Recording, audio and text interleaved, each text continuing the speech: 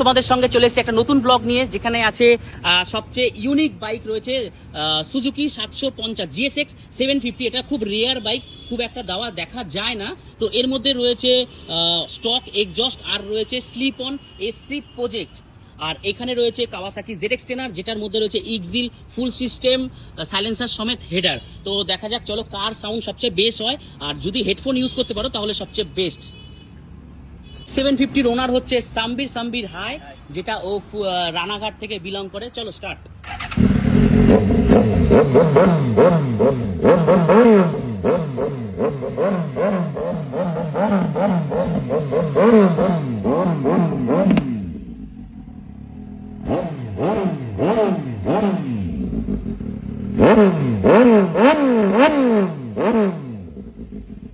এবার পালা হচ্ছে ZX টেনারের।